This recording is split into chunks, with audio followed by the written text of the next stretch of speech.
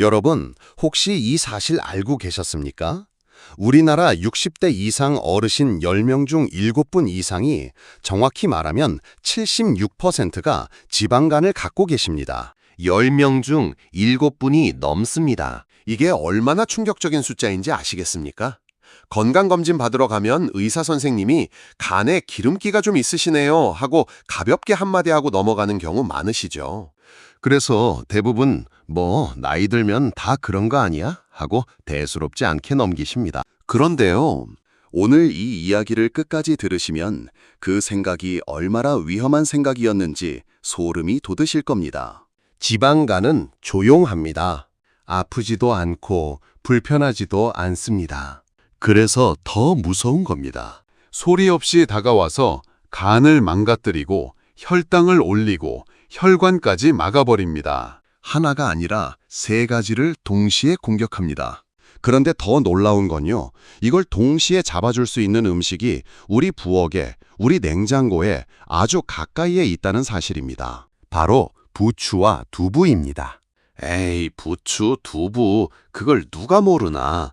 이렇게 생각하실 수 있습니다. 그런데요, 부추와 두부를 그냥 먹는 것과 제대로 알고 먹는 것은 하늘과 땅 차이입니다. 오늘 제가 그 차이를 확실하게 알려드리겠습니다. 왜 하필 부추인지, 왜 하필 두부인지, 이 2가지를 같이 먹으면 우리 몸에서 어떤 일이 벌어지는지, 그리고 어떻게 먹어야 효과가 극대화되는지까지 하나도 빠짐없이 짚어드리겠습니다.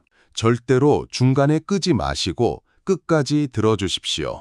오늘 이 이야기가 여러분의 간을 살리고 혈당을 잡고 혈관을 깨끗하게 만드는 시작점이 될 수 있습니다. 자, 그러면 먼저 지방간이라는 게 도대체 뭔지부터 차근차근 말씀드리겠습니다. 여러분, 간이라는 장기가 우리 몸에서 얼마나 중요한 역할을 하는지 아십니까? 간은 우리 몸의 화학 공장입니다. 우리가 먹는 음식을 분해하고 영양소를 저장하고 해로운 독소를 걸러내고 피를 깨끗하게 만들어줍니다. 하루에 간이 하는 일이 무려 500가지가 넘습니다. 500가지입니다. 우리 몸에서 가장 바쁘게 일하는 장기가 바로 간이에요. 그런데 이 간에 기름이 끼면 어떻게 될까요? 한번 생각해 보세요. 공장 기계에 기름때가 잔뜩 낀 걸 상상해 보십시오. 기계가 제대로 돌아가겠습니까? 처음에는 좀 느려지다가 나중에는 아예 멈춰버리겠죠. 간도도 똑같습니다.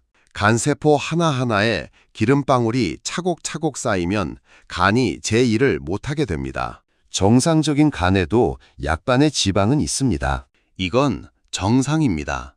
그런데 간 무게의 5% 이상이 지방으로 채워지면 그때부터 지방간이라고 부릅니다. 5%가 기준이에요. 그런데 심한 분들은 30%, 40%까지 지방이 차 있는 경우도 있습니다. 여기서 한 가지 더 중요한 사실을 말씀드리겠습니다. 지방간 하면 많은 분들이 술 많이 마시는 사람이나 걸리는 거 아니야? 하고 생각하십니다. 예전에는 그랬습니다. 그런데 요즘은 다릅니다. 술을 전혀 안 드시는 분도 지방간이 생깁니다. 이걸 비알코올성 지방간이라고 하는데요. 최근 들어서 이 비알코올성 지방간이 폭발적으로 늘고 있습니다. 특히 60대 이상 어르신들에게서 말이에요. 왜 그럴까요? 이유가 있습니다. 첫 번째, 나이가 들면 기초대사량이 떨어집니다. 기초대사량이라는 건 뭐냐면요, 우리가 가만히 앉아 있어도 아무것도 안 해도 우리 몸이 저절로 쓰는 에너지를 말합니다. 숨 쉬고 심장 뛰고 체온 유지하는 데 쓰는 에너지예요. 그런데 이 기초대사량이 나이 들수록 점점 줄어듭니다. 30대 때와 60대 때를 비교하면 하루에 소비하는 칼로리가 200~300칼로리나 차이가 납니다. 그런데 먹는 양은 비슷하거나 오히려 더 많이 드시는 분들도 계시죠. 그러면 남는 에너지가 어디로 갑니까? 간에 기름으로 쌓입니다. 두 번째, 근육이 줄어듭니다. 60대부터는 매년 근육이 1%에서 2%씩 줄어듭니다. 근육은 우리 몸에서 포도당을 소비하는 가장 큰 창고 역할을 합니다. 근육이 줄면 혈당이 갈 곳을 잃습니다. 갈 곳을 잃은 혈당은 결국 지방으로 바뀌어서 간에 저장됩니다. 세 번째, 인슐린 저항성이 높아집니다. 인슐린이라는 건 혈당을 조절하는 호르몬인데요. 나이가 들면 이 인슐린이 제대로 작동하지 않게 됩니다. 마치 녹슨 열쇠처럼요. 열쇠가 녹이 슬면 문이 잘 안 열리잖아요. 인슐린이라는 열쇠가 녹이 슬면 세포문이 열리지 않아서 포도당이 세포 안으로 못 들어갑니다.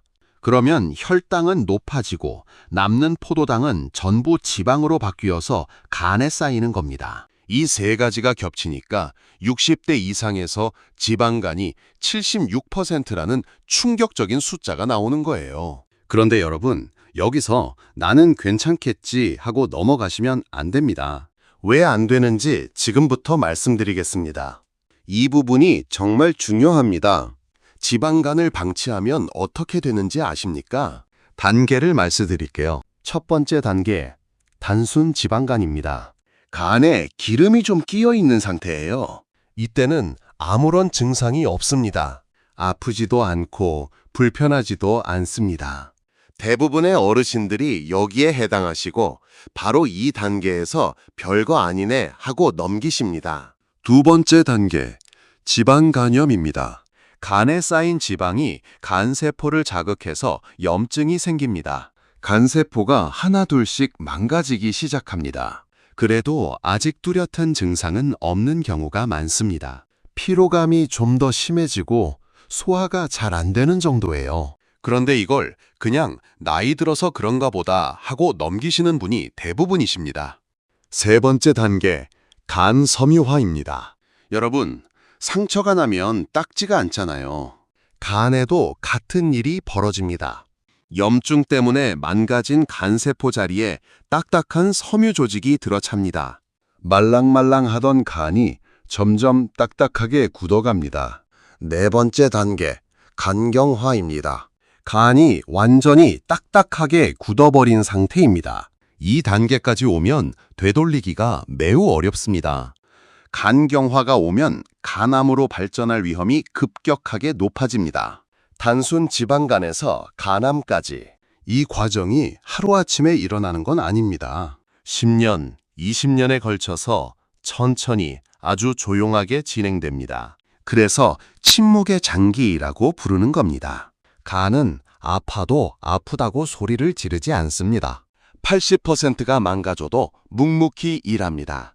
그러다가 더 이상 버틸 수 없을 때, 그때서야 증상이 나타납니다. 그때는 이미 많이 늦은 겁니다. 자, 그런데 지방간의 무서움은 여기서 끝이 아닙니다. 지방간은 혼자 오지 않습니다. 반드시 친구를 데리고 옵니다. 그 친구가 뭐냐고요? 바로 고혈당과 혈관 질환입니다. 아까 말씀드렸죠? 간에 지방이 쌓이면 인슐린 저항성이 높아진다고요. 인슐린이 제대로 작동하지 않으면 혈당이 올라갑니다. 혈당이 계속 높은 상태가 유지되면 뭐가 됩니까? 당뇨병이 됩니다. 실제로 지방간이 있는 사람은 당뇨병 발생 위험이 정상인보다 2배에서 5배나 높다는 연구 결과가 있습니다. 그리고 혈당이 높으면 혈관도 망가집니다. 높은 혈당은 혈관벽을 긁고 상처를 냅니다. 거기에 콜레스테롤과 지방이 달라붙습니다. 혈관이 점점 좁아지고 딱딱해지고 막히게 됩니다. 이게 바로 동맥경화입니다. 동맥경화가 심해지면 뇌졸중, 심근경색으로 이어질 수 있습니다. 정리하면 이렇습니다. 지방간이 생기면 혈당이 올라가고 혈당이 올라가면 혈관이 망가집니다. 마치 도미노처럼요. 하나가 쓰러지면 줄줄이 다 쓰러집니다. 지방간, 고혈당, 혈관 질환, 이 세 가지가 한 세트로 움직인다는 걸 반드시 기억하셔야 합니다. 여러분, 여기까지 들으시면서 좀 무서우셨죠? 걱정되셨죠? 그 마음 충분히 이해합니다. 그런데 한 가지 희망적인 소식을 드리겠습니다. 지방간은, 특히 초기 지방간은 생활 습관만 바꿔도 되돌릴 수 있습니다. 간이라는 장기는 재생 능력이 뛰어납니다. 다른 장기와 달리 손상된 부분을 스스로 회복할 수 있는 놀라운 능력을 갖고 있어요.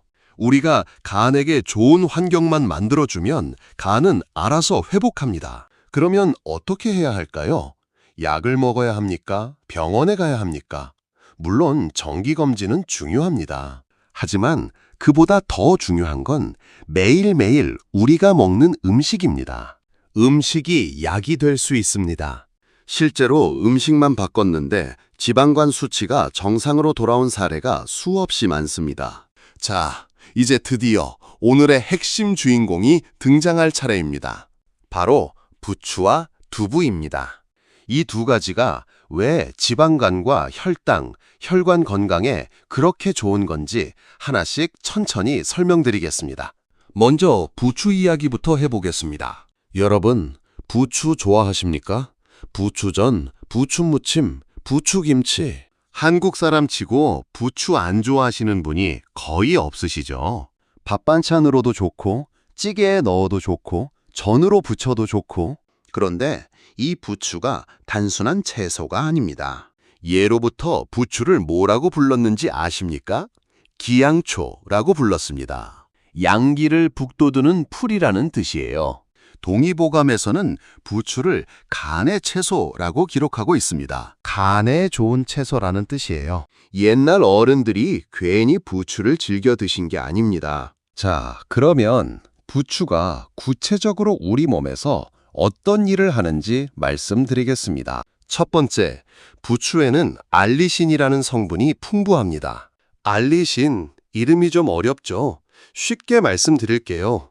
부추를 칼로 썰 때 톡 쏘는 매운 냄새가 나잖아요. 마늘 냄새와 비슷한 그 냄새요. 그 냄새를 만드는 게 바로 알리신입니다. 이 알리신이 놀라운 일을 합니다. 간에서 지방이 만들어지는 과정을 방해합니다. 간에서 기름이 만들어지는 공장의 스위치를 꺼버리는 거예요. 기름이 덜 만들어지면 당연히 간에 쌓이는 기름도 줄어들겠죠. 게다가 이미 간에 쌓여있는 기름이 분해되어 에너지로 사용되도록 도와줍니다. 기름을 덜 만들면서 동시에 쌓여있는 기름까지 치워주는 거예요. 이거야말로 일석이조 아닙니까? 두 번째, 부추에는 베타카로틴과 비타민C, 비타민 E가 풍부합니다. 이 세 가지는 전부 항산화 성분입니다. 항산화가 뭐냐고요? 쉽게 말씀드릴게요. 우리 몸 안에는 활성산소라는 게 있습니다. 이 활성산소는 마치 몸 안에 떠도는 불씨 같은 겁니다. 이 불씨가 간세포에 닿으면 간세포가 산화되어 망가집니다. 쇠가 녹 쓰는 것과 같은 원리예요. 간세포가 녹이 쓰는 겁니다. 그런데 부추에 들어있는 항산화 성분들이 이 불씨를 꺼줍니다. 간세포가 녹 쓰는 걸 막아주는 거예요.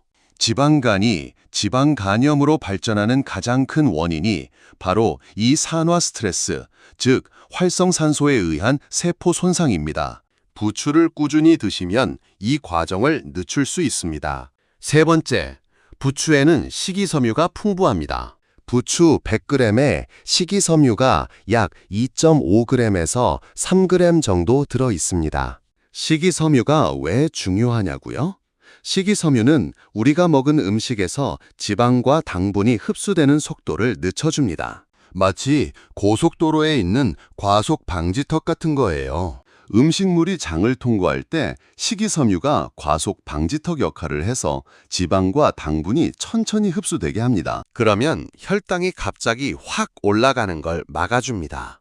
특히 식사 후에 혈당이 급격하게 오르는 걸 혈당 스파이크라고 하는데요. 이 혈당 스파이크가 반복되면 인슐린 저항성이 더 심해지고 지방간도 더 나빠집니다. 부추의 식이섬유가 이 혈당 스파이크를 잡아주는 역할을 합니다. 네 번째, 부추에는 칼륨이 풍부합니다. 칼륨은 우리 모에서 나트륨을 배출하는 역할을 합니다. 여러분, 한국 음식이 맛있긴 한데 좀 짠 편이잖아요. 찌개, 젓갈, 김치, 장류. 나트륨을 많이 섭취하면 혈압이 올라가고 혈관에 부담이 됩니다. 부추의 칼륨이 이 나트륨을 몸 밖으로 빼내 주어서 혈압을 안정시키는 데 도움을 줍니다. 5번째, 부추에 들어있는 황화합물은 혈액 속 나쁜 콜레스테롤, 흔히 LDL이라고 부르는 나쁜 콜레스테롤 수치를 낮춰주는 데 도움을 줍니다. 나쁜 콜레스테롤이 줄면 혈관벽에 기름때가 덜 쌓이겠죠. 혈관이 깨끗해집니다. 혈관을 오래된 수도 파이프라고 생각해 보세요. 파이프 안에 기름때가 끼면 물이 잘 안 통하잖아요. 부추가 그 기름때를 녹여서 파이프를 깨끗하게 만들어주는 세제 역할을 하는 겁니다. 여러분, 이 정도면 부추가 왜 대단한 채소인지 느낌이 오시죠? 간에 쌓인 기름을 줄여주고 간세포를 보호하고 혈당을 안정시키고 혈관까지 깨끗하게 해줍니다. 채소 하나가 이 4가지를 동시에 해줍니다. 그런데 여기서 끝이 아닙니다. 부추에는 또 하나 숨겨진 능력이 있습니다. 부추는 몸을 따뜻하게 해줍니다. 한의학에서 부추를 온성식품으로 분류합니다. 몸을 따뜻하게 하는 성질이 있다는 뜻이에요. 나이 들면 손발이 차가워지고 소화력이 떨어지고 혈액순환이 잘 안 되는 분들 많으시잖아요. 부추가 이 부분을 도와줍니다. 몸이 따뜻해지면 혈액순환이 좋아지고 신진대사가 활발해지고 면역력도 올라갑니다. 자, 이제 2번째 주인공을 모실 차례입니다. 바로 두부입니다. 두부는 우리 식탁에서 정말 친숙한 음식이죠. 된장찌개에 두부 안 넣으면 허전하고 두부 한 모 사다가 김치랑 같이 먹으면 그것만으로도 훌륭한 한 끼가 됩니다. 값도 싸고 구하기도 쉽고 만들기도 간편하고 그런데 이 두부가 가진 건강 효과를 제대로 아시는 분은 의외로 많지 않습니다. 첫 번째, 두부는 식물성 단백질의 보고입니다. 두부 반모, 대략 200g 정도 먹으면 단백질을 약 16g에서 18g 정도 섭취할 수 있습니다. 이게 달걀 3개 분량과 맞먹습니다. 그런데 달걀이나 고기와 다른 점이 뭐냐면요. 두부는 식물성 단백질이라서 콜레스테롤이 거의 없습니다. 지방간이 있으시거나 혈관 건강이 걱정되시는 분들에게는 동물성 단백질보다 식물성 단백질이 훨씬 유리합니다. 단백질이 왜 중요한지 여러분 아시죠? 아까 말씀드렸잖아요. 나이 들면 근육이 매년 줄어든다고요. 근육이 줄면 혈당 조절이 안 되고 지방간이 심해진다고요. 근육을 유지하려면 반드시 단백질을 충분히 드셔야 합니다. 단백질은 근육을 만드는 벽돌 같은 겁니다. 벽돌이 없으면 집을 지을 수 없듯이 단백질이 없으면 근육을 만들 수 없습니다. 그런데 많은 어르신들이 단백질을 너무 적게 드시고 계세요. 밥이랑 나물만 드시고 단백질은 빼먹으시는 경우가 정말 많습니다. 두부가 이 문제를 해결해 줍니다. 부담 없이 맛있게 충분한 양의 단백질을 섭취할 수 있습니다. 2번째, 두부에는 레시틴이라는 성분이 들어 있습니다. 레시틴이 뭐는고요? 레시틴은 지방을 잘게 쪼개는 역할을 합니다. 마치 주방세제가 기름기를 분해하는 것처럼요. 설거지할 때 기름 묻은 그릇에 세제를 뿌리면 기름이 싹 녹잖아요. 레시틴이 간에서 그 역할을 합니다. 간에 쌓인 지방을 잘게 쪼개서 혈액으로 내보내고 몸 밖으로 배출될 수 있게 도와줍니다. 실제로 레시틴이 지방간 개선에 도움이 된다는 연구 결과가 여러 편 발표되어 있습니다. 3번째, 두부에는 이소플라본이라는 성분이 있습니다. 이소플라본은 콩에 들어있는 대표적인 건강 성분인데요. 이것이 인슐린 감수성을 개선해 줍니다. 인슐린 감수성이 좋아진다는 건 뭐냐면요. 아까 말씀드린 녹슨 열쇠를 다시 반짝반짝하게 닦아주는 거예요. 인슐린이라는 열쇠가 다시 제대로 작동하게 되면 세포문이 잘 열려서 포도당이 세포 안으로 잘 들어갑니다. 혈당이 안정됩니다. 이소플라본은 또한 혈관 건강에도 도움을 줍니다.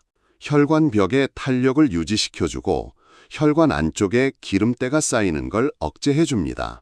특히 여성 어르신들에게 이소플라본은 더더욱 중요합니다. 폐경 이후에 여성 호르몬이 줄어들면 혈관 건강이 급격히 나빠지는데 이소플라본이 여성 호르몬과 비슷한 역할을 해서 이 부분을 보완해줍니다. 네 번째, 두부에는 사포닌이라는 성분도 있습니다. 사포닌은 혈액 속의 중성지방과 나쁜 콜레스테롤을 줄여주는 역할을 합니다. 중성지방이 높으면 지방간이 악화되고 나쁜 콜레스테롤이 높으면 혈관이 막히죠. 사포닌이 이 두 가지를 동시에 잡아줍니다. 다섯 번째, 두부는 혈당 지수, GI 지수가 매우 낮습니다.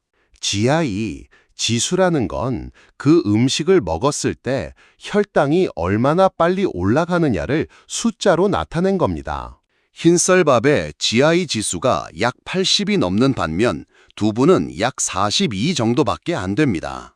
즉, 두부를 먹으면 혈당이 천천히 완만하게 올라갑니다. 아까 말씀드린 혈당 스파이크를 일으키지 않는다는 뜻이에요. 밥만 먹으면 혈당이 확 올라갔다가 확 떨어지는 롤러코스터를 타게 되는데 두부를 같이 드시면 혈당이 완만한 언덕을 넘듯이 천천히 올라갔다가 천천히 내려옵니다. 이게 간과 혈관에 부담을 훨씬 덜 주는 겁니다.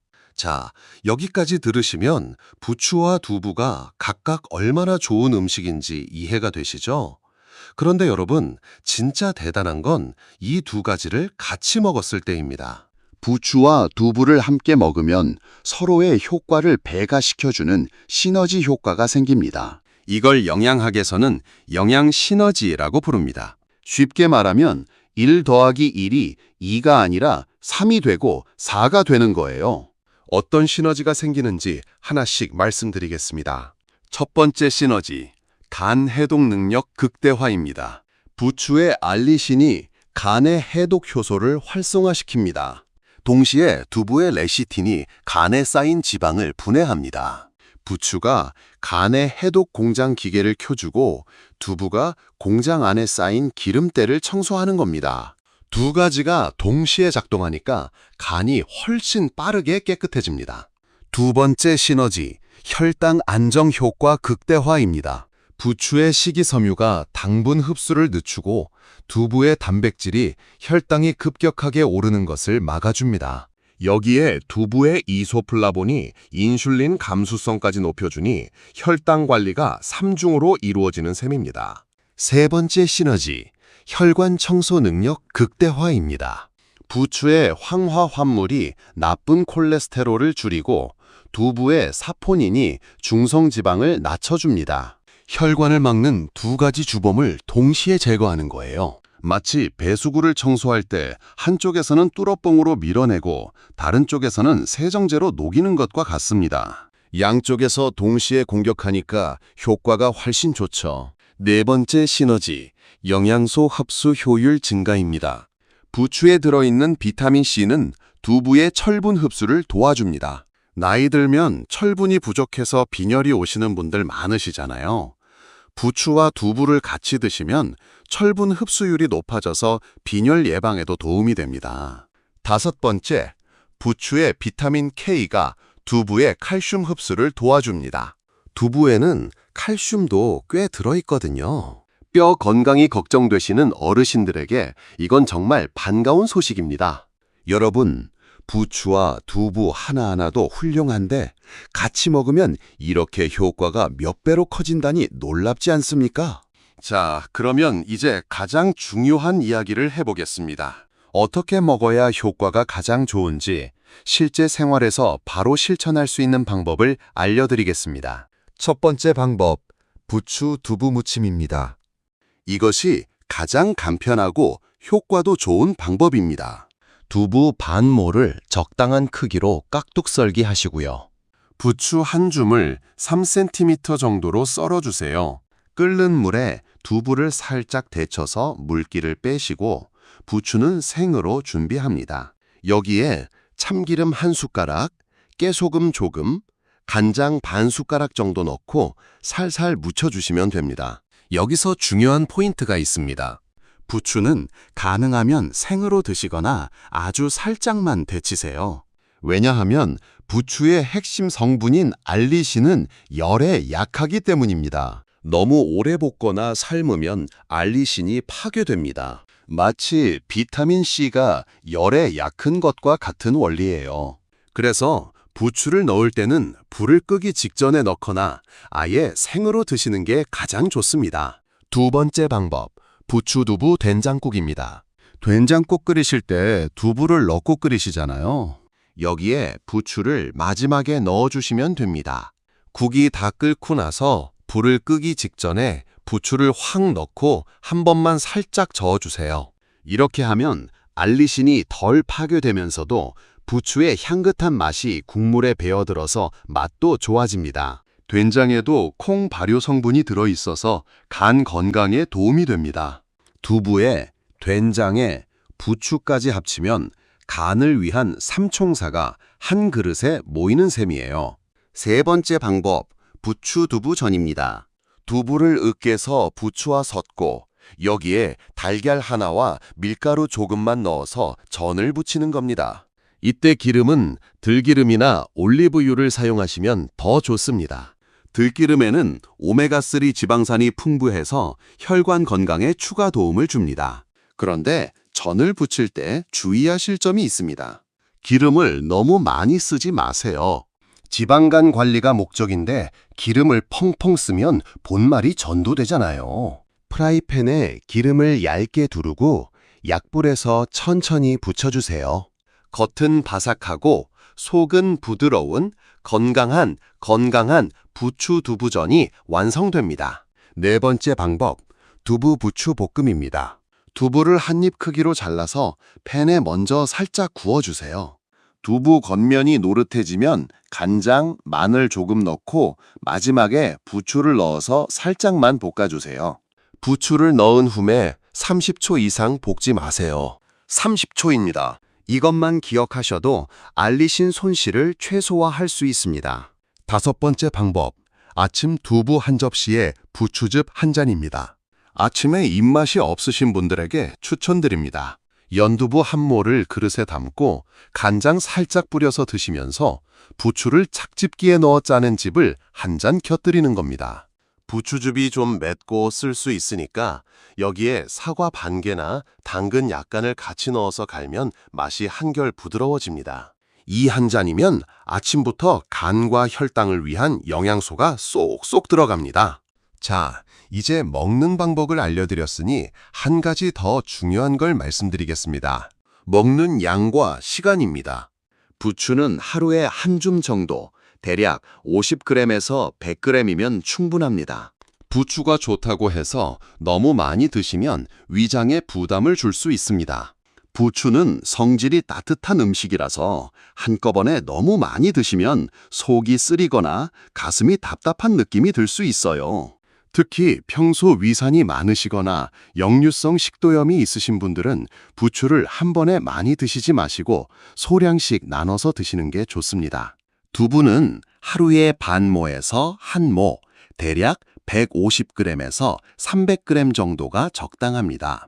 두부도 좋다고 해서 과하게 드시면 안 됩니다. 두부를 너무 많이 먹으면 소화장애가 생길 수 있고 콩에 들어있는 옥살산 성분 때문에 신장결석이 걱정되시는 분들은 적정량을 지키시는 게 좋습니다. 먹는 시간은 아침이나 점심을 추천드립니다.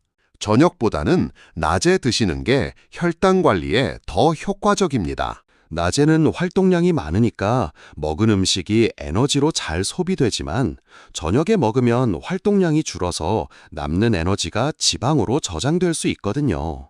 그리고 한 가지 더 팁을 드리겠습니다. 부추와 두부를 드실 때 흰쌀밥의 양을 조금만 줄여보세요. 밥 한 공기 대신 반 공기만 드시고 그 자리를 두부로 채우는 겁니다. 흰쌀밥은 혈당을 빠르게 올리는 대표적인 GI 식품이거든요. 밥을 조금 줄이고 두부를 늘리면 자연스럽게 혈당 관리가 됩니다. 처음에는 좀 허전하실 수 있는데 두부의 단백질이 포만감을 오래 유지시켜주기 때문에 일주일만 해보시면 적응이 되실 겁니다. 자, 여기서 잠깐 주의사항을 말씀드리겠습니다. 이 부분 꼭 기억해 주세요. 부추와 두부가 아무리 좋아도 이것만 먹으면 안 됩니다. 어떤 음식이든 만능은 없습니다. 부추와 두부는 건강한 식습관의 일부입니다. 다양한 채소, 생선, 견과류, 통곡물 등과 함께 골고루 드시는 것이 가장 좋습니다. 그리고 현재 간 관련 약을 드시고 계시거나 당뇨약을 복용 중이신 분들은 담당 의사 선생님과 상의하신 후에 식단을 조정하시길 바랍니다. 특히 혈액을 묽게 하는 약, 와파린 같은 약을 드시는 분들은 부추에 들어있는 비타민 K가 약 효과에 영향을 줄 수 있으니까 반드시 의사 선생님과 상의하세요. 또 한 가지, 콩류에 알레르기가 있으신 분들은 두부를 피하셔야 합니다. 드물긴 하지만 콩 알레르기가 있는데 모르고 두부를 많이 드시다가 문제가 생기는 경우도 있습니다. 통풍이 있으신 분들도 두부 양을 조금 조절하시는 게 좋습니다.